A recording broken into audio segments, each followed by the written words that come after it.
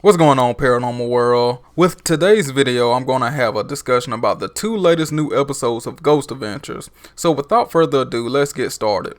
The Joshua Tree Inn, famously known for its paranormal activity, specifically in Room 8. And Graham Parsons, a well-known country singer, died September the 19th, 1973 at the Joshua Tree Inn, and it was related to drugs and alcohol. And this place has been known for a refuge for musicians and artists. Moreover, the staff at this place seems to always be getting caught up in some type of paranormal activity. And with this episode, Lauren Gray, a social media influencer, joined the investigation, which to me makes zero sense. I don't know if they thought that she would boost subscribers for the Discovery Plus app. I don't know. I don't even know who she is, but this was very unusual and definitely out of place. And most importantly, this was embarrassing, especially for the lure of Ghost Adventures. But anyway, Dee Dee, one of the staff members at the Joshua Tree Inn, explained that some people have had dreams of Graham trying to get into their room. Also, Room 12 has been a hotbed for paranormal activity, especially surrounding the closet area. But this Joshua Tree Inn place has had a lot of poltergeist activity, such as stuff being thrown across some of the rooms, doors slamming on their own, and even spirits having sexual advances while people are sleeping. Definitely some powerful energy going around at the Joshua Tree Inn. But get this, Graham Parsons' manager set his body on fire because that was Graham's wish, and I found that very strange, but that was the type of stuff that happened back in the day. But anyway, Billy and Zach spent the night at the Joshua Tree Inn, while Aaron and Jay go to the hotel, the nice hotel, the 5-star hotel. Now, I'm going to come back to that, but I want to say something. When Zach first entered his room at the Joshua Tree Inn, he claimed that he seen a short black figure in his room. And we got the typical overdramatic stuff that Zach Bagans do every single episode. But anyway, he claimed that it was a silhouette of the Virgin Mary, but all black. Now, imagine seeing that. That would be scary, but, you know, this is Zach Bagans we talking about, and I don't know if he really seen that. But anyway, after that segment, we transition, and this is where the comic relief starts to happen. So they transition to Aaron and Jay, and then Billy and Zach.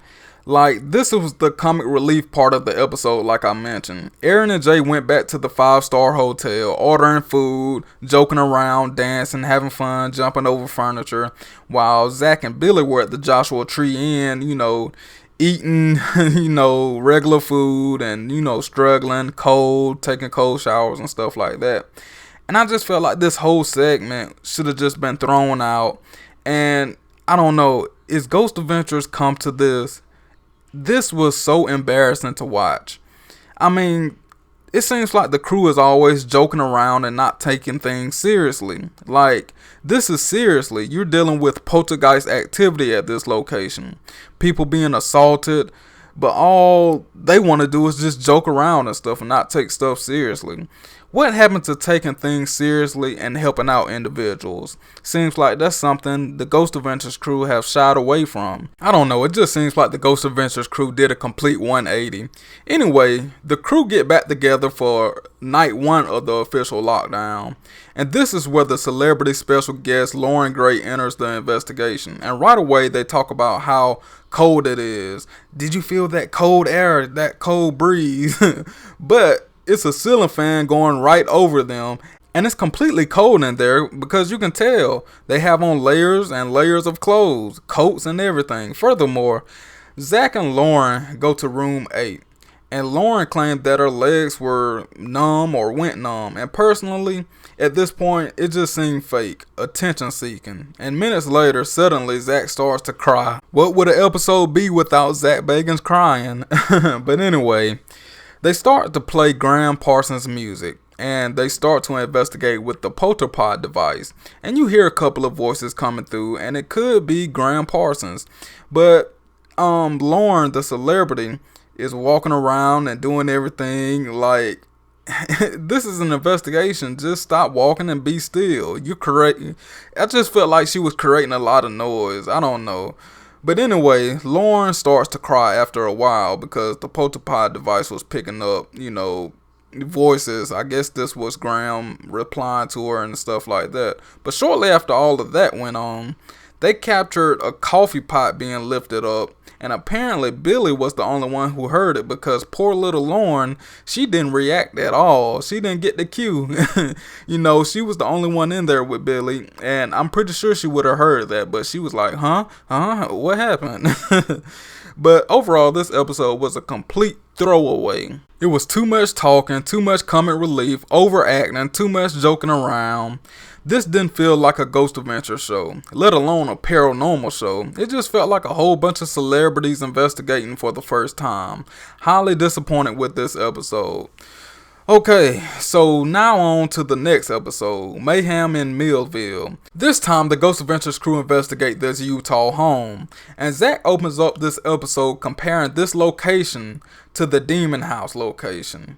And the current owner of the home was being interviewed by Zach, but it felt like she was completely reading off a script or something. I know, either that or she felt very uninterested. It was like, why are y'all here and why are y'all talking to me? That's how I got it. But Steve, one of the tenants on the property, claimed that the basement is where the real evil is. And another tenant, James, claimed that he was possessed and actually charged Steve due to that basement. And Heather, another tenant, claimed that she was pushed during this pre-investigation. And Heather, I don't know. I don't trust her. She seemed like she enjoyed this attention. She enjoyed the cameras and Zach and everybody like that. So she was kind of putting on a show. At least that's what I felt like. But James, the tenant that I was talking about being possessed, he came back to the house and he says, like, don't go in the house, it's evil, and you know, I'm feeling this feeling all over again. And later on in the pre-investigation, Aaron captured some big white mist on a Polaroid camera, and this was near the closet area that was boarded up in that house. So a lot of mysterious stuff has been going on around that closet area, and they're trying to figure it out. So we move on to the actual lockdown.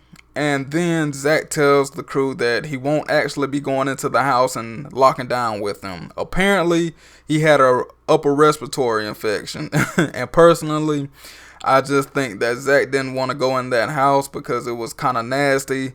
And Zach, we all know how Zach is. He doesn't like that type of stuff. So I believe that was a cop-out. So, Zach is in the nerve center van during this whole entire lockdown trying to investigate. And I just found this so stupid. It's just so stupid at this point. But in this lockdown, they captured a figure or object on a thermal imaging camera. And we really didn't get to the bottom of it, but it is what it is.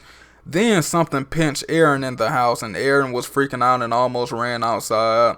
And Zach told Aaron to go down into the basement by himself, and that's where they captured this SLS figure all over the door and up in the air and stuff like that. But overall, the best thing about this episode was the beautiful scenery, all the snow. But other than that, instead of this home being paranormal infested, it just seems like it was being filled with drug infested people. So, what do you all think about these two episodes of Ghost Adventures? Personally, I found both episodes extremely boring and uneventful. Celebrity on one episode, and Zach not investigating in the other episode. What a joke. In conclusion, if you love paranormal discussions, horror movie discussions, anything Ghost Adventures, any news and updates regarding Ghost Adventures or any other paranormal shows, make sure you subscribe and hit that notification button so you can see every time I upload. As always, be safe, peace.